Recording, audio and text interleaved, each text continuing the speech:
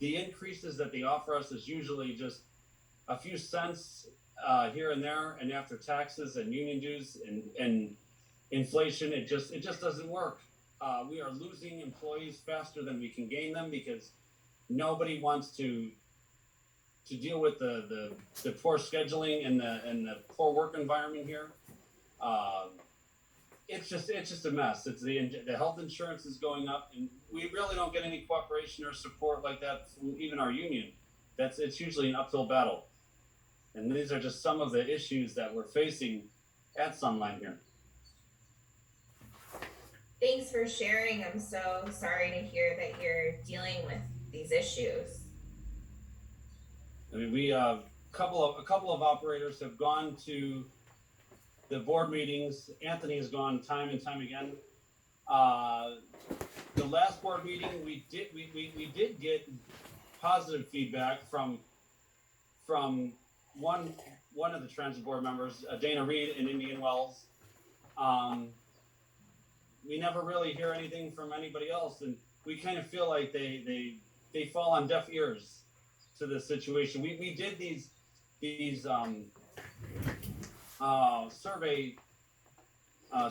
on the general manager and the management of Sunline, and they were supposed to go through a third party. They were supposed to go to the board members. We did all these surveys, and they were all pretty much to the point and pretty stern with their opinions. They were not pleasant in regards to the management here, and this is just before they renewed her contract, and they got all these and they still renewed the contract. You know, I mean, it's like we're not getting anywhere. I mean, I've never seen anything so messed up like this. You know what I mean? Mm-hmm. And this is such a big name company, and it provides such a detrimental service to a lot of people in need. I mean, a lot of people in need. You know, that's why we need some sort of help or some sort of idea on where we can go or what we can do, because everything we try, they just ignore it completely. Anthony, you want to?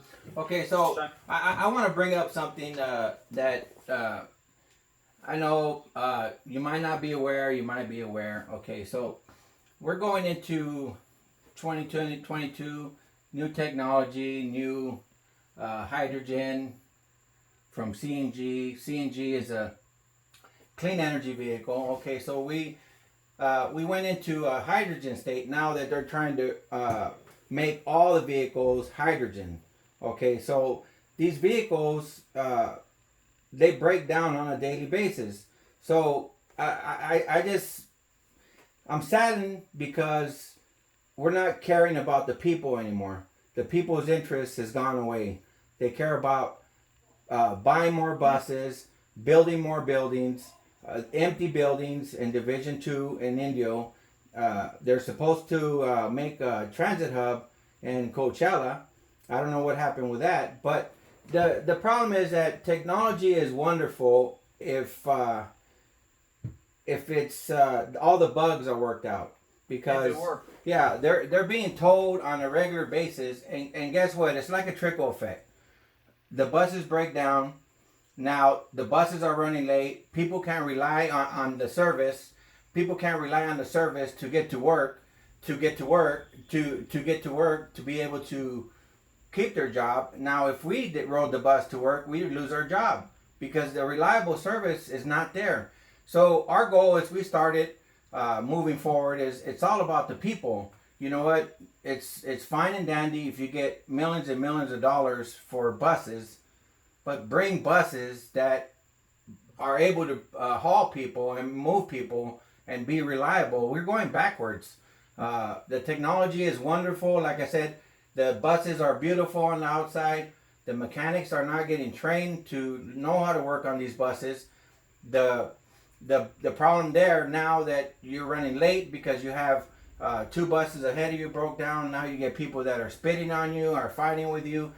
And to top it off, you're not getting any break, and you're sitting on a damaged seat that they've been talking about. We've been filing paperwork to try to get it these seats change. So I had a meeting with the guy Frank at maintenance. He said, "Oh, we purchased a bunch of seats." I looked at Sunline's financial audit. I mean, there's nothing in there that says that they purchased any seats. So they're just lying to us to try to bring us down and say, "Oh, okay, he'll forget about it," because we've been complaining about this for years. It's for me. I've been there 26 years, and I've seen this company fall apart with our leaders. With our new leader, Lauren, the company has fallen apart. We've lost over 40 drivers. I mean, there's no future. They don't talk about retirement. They say because of PEPRA. Anthony, we've lost probably 12 drivers to Vertex. Almost one right after another. We lose them to truck driving. They get the training here. They don't want to deal with the inept management here. That's a lot of the problem. They hire people here that have no experience in transit at all. You get people here that worked at Macy's as customer service. They're in management positions. They work they were bartenders. They come here. They're superintendents. An ambulance driver. He's now the superintendent of transportation. I mean, it just, the list goes on and on and on. They don't offer anybody. There's no promotionary programs here to where they might tell somebody like Anthony, "Hey, you've been here for a long time. You might be a good fit for this position." Everybody has got to fill out we have to fill out an application the same as the outside. Some of these positions should be internal positions. That's the way most transit companies are. Until you get to here, it's like they cherry pick. Sunline is full of cronyism, nepotism, and favoritism. Yeah, and it has to stop. And we're trying to figure out a way how to stop. They tell us that we're not qualified for transit, but yet they'll hire a friend of friends or whatever the case is. They'll promote them, they'll bump them up to 100 plus, and it just goes on and on. It's like a big clique. That if you're in the clique, you're gonna make moves. They're gonna move you up. You're gonna make money. There's people that are probably over 100,000 a year and with no experience. I mean, here we are. I've applied for a supervisor years ago. I've never even got an interview. I mean, it's insane. But yet you bring somebody else that's a friend of somebody else, like that's in management. Oh, well, let me bring my friend. Boom, they already got him in there. So there's a lot going on here at Sunline. I mean, I know the media doesn't want to show that we voted for a strike. We're just tired. We want our voices heard, and we're going to continue till our voices are heard. It's just a matter of time.